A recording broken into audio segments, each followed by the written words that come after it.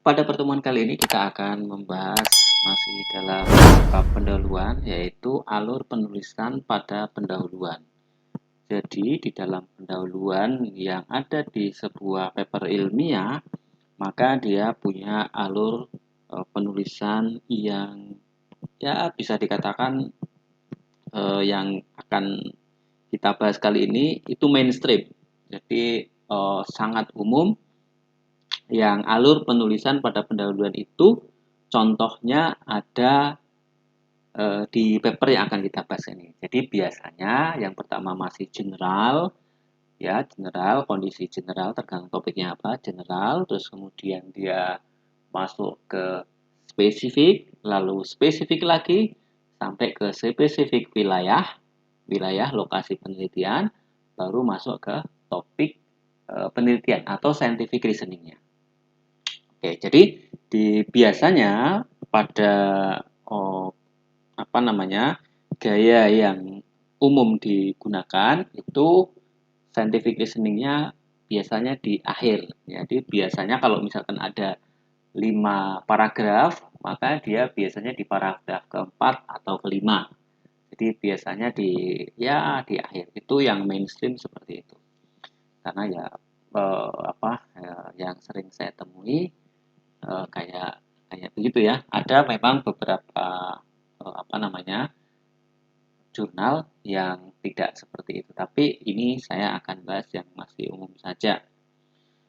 Oke, kita langsung masuk di uh, contohnya agar langsung bisa dipahami bagaimana bagaimana penulisan alur penulisan pada sebuah pendahuluan pada sebuah paper ya. Nah, ini saya ambil lagi contoh yang terbit di sebelumnya yaitu di Royal Meteorological Society. Ini judulnya Extreme Precipitation Event and the Relationship with ENSO and MGO Base over Northern South America. Ini saya langsung. Jadi untuk menulis sebuah pendahuluan alurnya biasanya begini. Kita tentukan dulu temanya apa. Nah, tema ini kan terlihat di judul ya. Jadi misalkan di sini ada presipitasi, kejadian hujan ekstrim, kira-kira begitulah ya. Tapi beda ya, presipitasi dengan hujan itu beda. Jadi extreme precipitation events dan hubungannya dengan MGO, ENSO dan fase MGO di Northern South America, jadi di bagian utara Amerika Selatan. Nah, kalau dari judul ini sudah tentu pokok bahasan ini ada, lalu ENSO ada, MGO ada. Jadi di Amerika Selatan juga ada. Jadi kita bisa melihat topiknya adalah hujan ekstrim, presipitasi ekstrim, di kejadian presipitasi ekstrim. Nah, biasanya kalau kita melihat di sini, ini kan presipitasi ekstrim itu adalah main yang akan dibahas ya, core-nya sebenarnya. Nah, oleh karena itu biasanya para penulis itu mendefinisikan ini dulu.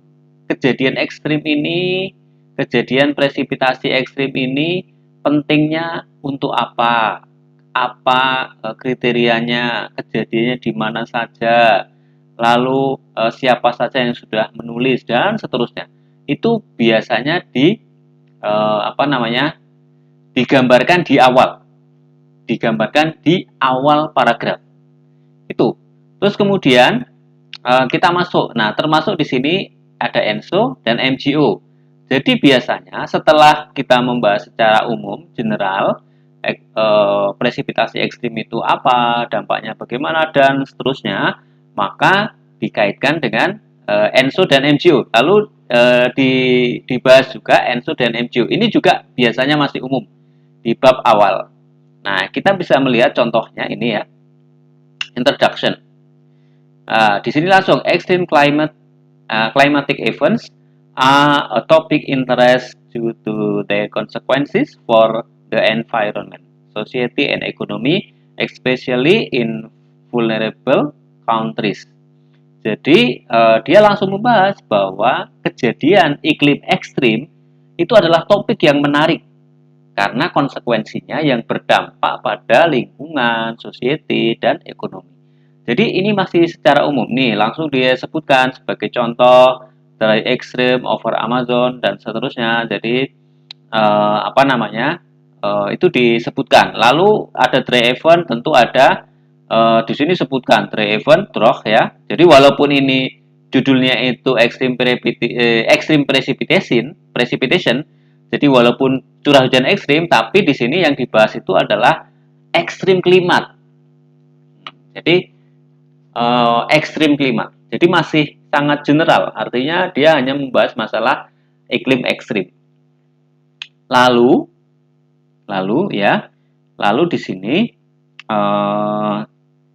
langsung dibalik. Jadi setelah kekeringan ekstrim, lalu on the other hand, the wet extreme. Ya, jadi dia setelah ekstrim dry, lalu ekstrim wet, kira-kira gitu. Terjadi ini disebutkan semuanya. Ini masih runtutannya masih umum. Jadi dia ingin menggambarkan di paragraf pertama ini bahwa ada loh kejadian klimat yang ekstrim itu menjadi topik yang menarik. Lalu dijelaskan yang dimaksud iklim ekstrim ini bisa kering, bisa basah. Jadi seperti itu ya. Jadi ini biasanya paragraf di awal. Jadi paragraf di awal itu nanti Anda judulnya apa, misalkan dampak hujan ekstrim di Jakarta. Nah, jadi di situ nanti ya Anda bisa nyebutkan dulu hujan ekstrim itu apa, ya kan? Seperti itu. Karena memang ini terkait dengan topik penelitian, maka keumuman itu juga keumuman dari penelitian tadi itu. Nah, lalu kita setelah itu masuk setelah ekstrim ini kejadiannya kayak gimana, terus kemudian ini masuk ke threshold, masuk ke kriteria ekstrim itu apa saja sih? Kira-kira gitu. Yang mengakibatkan kerugian tentunya, yang ada dampak khususnya misalnya. Nah, ini tentu bisa ditambahkan. Jadi, tapi kalau misalkan ini tidak digunakan atau threshold itu dimasukkan di sini, boleh saja. Misalkan digabungkan jadi satu. Kalau kita merasa bahwa pendahuluan itu terlalu panjang, itu boleh digabungkan jadi satu, bahwa iklim ekstrim itu apa saja, thresholdnya apa saja, dan seterusnya. Karena kan kita tidak membahas threshold di sini ya. Jadi tapi threshold tadi itu tetap digunakan, tapi kita tidak membahas secara spesifik di tulisan ini, sehingga kita ya menyebutnya sekilas, kira-kira seperti itu. Ini di bab 1, di alinea pertama dan alinea kedua, ini sebenarnya masih umum, adalah tentang iklim ekstrim, kira-kira begitu. Nah, di sini lalu setelah itu ya, setelah kita membahas di sini, papernya sudah membahas tentang kejadian ekstrim ya. Ini kemudian dia membahas dua fenomena yang mempengaruhi iklim ekstrim tadi, terutama di wilayah Amerika Selatan. Nah, jadi dia di sini sudah masuk walaupun masih general ya di Amerika Selatan, tapi dia masuk ke setelah extreme precipitation ini, dia masuk ke ENSO dan MGO. Jadi dia masuk seperti itu. In particular, there are two phenomena whose effect are especially important for South America extreme event. Jadi apa saja yang menyebabkan iklim ekstrim ini? Nah, di sini disebutkan kalau di Amerika Selatan itu ada dua pokok, yaitu ENSO dan MGO. Jadi ini sebenarnya masih umum ya. Ini masih umum tentang yang pertama, di alinea pertama itu tentang presipitasi, ini thresholdnya. Lalu ini fenomena yang menjadikan kondisi terutama di daerah Amerika Selatan itu ekstrim. Ini masih Amerika Selatan ya, bukan Southern, bukan Northern, bukan spesifik wilayah kajian. Nah, di sini disebutkan relasi antara ENSO dan MgO sudah disebutkan dia dipadatkan di dalam satu alinea, yaitu alinea ketiga. Di alinea ketiga. Ini dipadatkan, yang meneliti ENSO itu siapa saja, MgO itu siapa saja. Ini semuanya di wilayah Amerika terutama. Baik Amerika Utara maupun Amerika Selatan. Jadi mereka sudah meneliti banyak, dan itu dirangkum di alinea ketiga ini menjadi sebuah topik penelitian yang masuk di dalam alinea ini. Nah, dia disebutkan kira-kira rangkumannya, kalau kondisi kering bagaimana, kondisi basah bagaimana.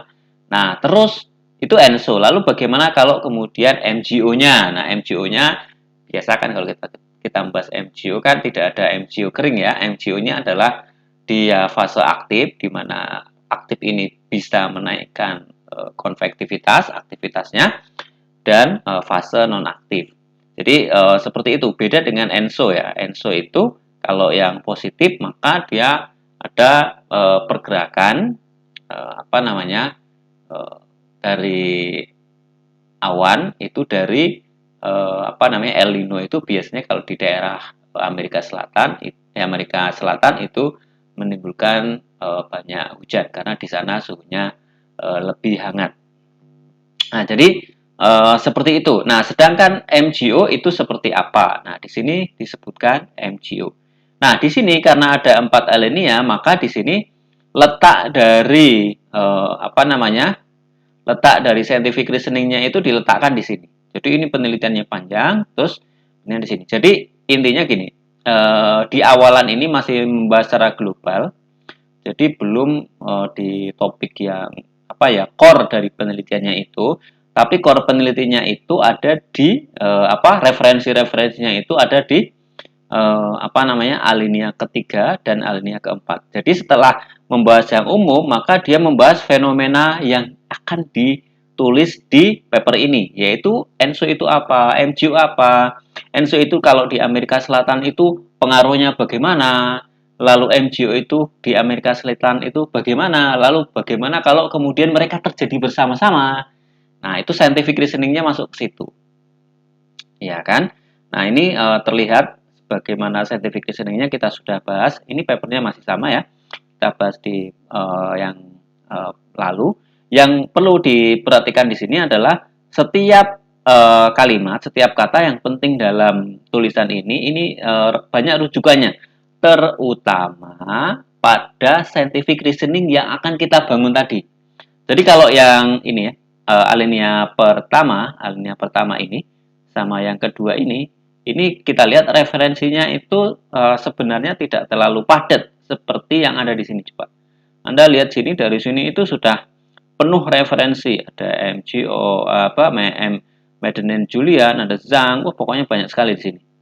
Kemudian ini, jadi setiap dua atau tiga tiga baris itu selalu ada referensi yang jumlahnya dua atau lebih. Nah, disitulah scientific reasoning-nya dibangun. Jadi yang mungkin yang paling sulit di dalam penulisan adalah membangun alinea yang menuju scientific reasoning. Jadi kita perlu perhatikan di alur penelitian, di alur pendahuluan ini kita masuk di topiknya apa. Nah, topiknya apa? Misalkan gempa bumi di Cimandiri misalkan. Dampak gempa bumi ekstrim di Cimandiri misalkan, di Cianjur misalkan. Nah, itu gempa bumi itu masih secara umum, terus kemudian dampaknya seperti apa di Indonesia secara umum itu boleh kita sebut itu masih general. Nah, kalau kita kemudian topiknya kalau di sini itu ENSO dan MgO, maka dia langsung MgO kalau di Indonesia itu dampaknya bagaimana? Kalau ENSO bagaimana? Nah, itu sudah referensinya sudah harusnya padat ya. Harusnya padat. Jadi penulis akan berusaha sebisa mungkin dia akan menghadirkan referensi-referensi atau penelitian-penelitian yang menuliskan tentang hal itu sebanyak mungkin. Tentunya tulisan yang berkualifikasi bagus. Jadi misalkan tentu kita tidak bisa mengambil menurut lecture-nya siapa itu kurang valid ya. Tentu yang paling valid adalah hasil-hasil penelitian orang-orang sebelumnya. Nah, ini alur penelitian dibangun. Jadi pertama ada general, ini general, lalu ada general fenomena, ini general topik sebenarnya, extreme precipitation itu apa, threshold, dan ini general fenomena. Fenomena yang dibahas kan ENSO dan MGO ini juga masuk, tapi uh, di Shimizu ini langsung dia masukkan fenomena MGO dan ENSO itu langsung di daerah lokasi penelitiannya. Nah, ini jadi memang menjadi sangat padat.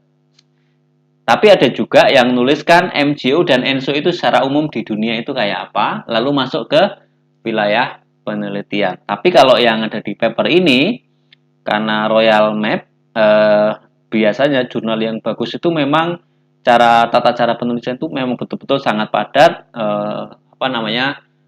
setiap kata, setiap kalimat itu langsung betul-betul berdampak lah, kira-kira begitu. Nah, sehingga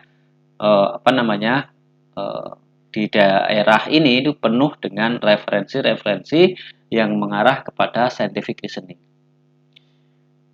Oke ya, jadi yang pertama itu ada general, lalu ada umum, khusus, dan ini lebih khusus lagi langsung ke lokasi.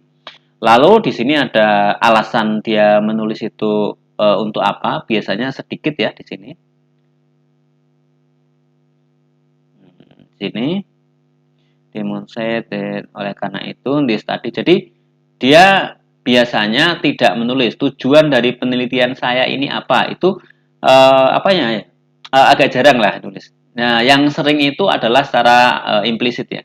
Oleh karena itu penelitian ini bertujuan untuk menganalisis. Jadi ini ada bukannya jadi 50-50 kira-kira. Jadi banyak penulisan yang langsung menulis seperti ini, tapi dia juga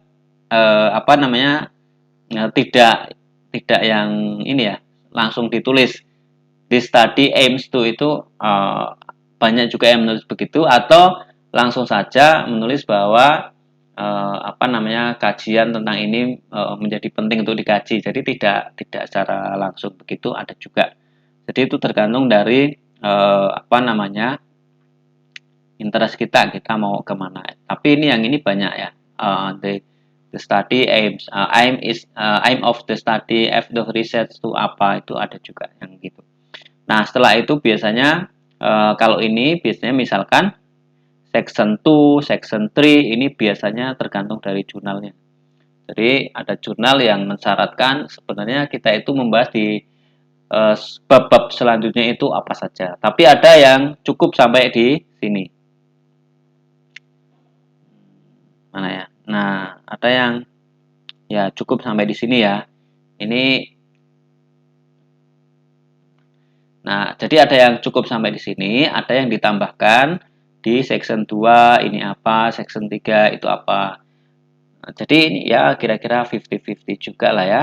Nah, sama juga yang ini, hence the study is, jadi penelitian ini adalah untuk apa. Ini juga 50-50, ada yang tidak menyatakan secara vulgar begitu juga ada. Ada bahwa hal itu perlu dianalisis dan terusnya itu juga ada. Nah, ada sama juga dengan penulisan section. Section ini bagiannya apa, section ini apa, dan seterusnya itu juga tidak semua paper menuliskan seperti itu. Oke, jadi yang pertama alur penelitian pada pendahuluan yang paling penting yang Anda perhatikan adalah bagaimana alur itu dari global kemudian menuju khusus, lalu setelah itu betul-betul spesifik ke tujuan penelitian kita. Nah, pas di spesifik itulah kemudian scientific reason-nya itu dibangun. Oke ya, jadi alur penelitian pada pendahuluan itu ya masih ada, paling nggak ada tahapan 3 ya. Yang pertama itu adalah yang membahas secara umum. Umum terkait apa? Terkait dengan topik yang kita bahas. Kalau curah hujan ekstrim, ya berarti ya dibahas curah hujan ekstrim itu apa. Lalu kalau suhu ekstrim itu apa. lalu dia mengerucut ke spesifik, misalkan ke wilayah atau ke fenomena apa, ini juga terkait dengan judul yang akan dibahasnya. Biasanya dibahas seperti itu. Nah, lalu spesifik yang masuk ke scientific reasoningnya ini kalau yang topiknya itu sudah sering dikaji, biasanya bisa langsung masuk ke scientific khusus itu langsung fenomena khusus itu bisa langsung masuk ke lokasi tersebut. Nah, ini kalau di lokasi itu memang sudah banyak penelitian yang sudah dilakukan oleh peneliti-peneliti lain. Kalau belum banyak dilakukan, ya kita masih menggunakan spesifik tapi masih general. Jadi misalkan spesifik tapi masih belum mengerucut ke wilayah khusus maksud saya. Jadi misalkan pengaruh MGO di Pulau Geser misalnya, di Ambon misalkan. Nah, kalau di daerah Ambon itu belum banyak yang menulis, maka ya kita masih general di Indonesia itu MGO bagaimana, ENSO bagaimana. Itu membangunnya seperti itu. Tapi kalau misalkan wilayahnya itu luas, wilayah itu sering dikaji orang, misalkan di daerah Jakarta atau Jawa, itu biasanya sudah ada yang mengkaji dan seharusnya itu sudah langsung bagaimana sih relasi fenomena itu kalau itu di daerah yang spesifik tadi itu kalau memang sudah banyak yang meneliti. Lalu bab selanjutnya di bab itu biasanya tujuan riset ini adalah apa. Nah, itu sudah di bab akhir sebelum ditutup dengan penjelasan tentang section-section. Jadi section ini menjelaskan apa, section 3 menjelaskan apa, seperti itu. Tapi yang section-section tadi itu tergantung dari jurnalnya. Nanti kalau jurnalnya itu mengharuskan begitu, ya Anda harus menulis begitu. Kalau tidak, Anda tidak harus menulis, ditambahkan oleh section-section. Oke, itu ya. Jadi perlu diperhatikan bagaimana kita menuliskan alur penelitian di sebuah jurnal. Oke, selamat mencoba.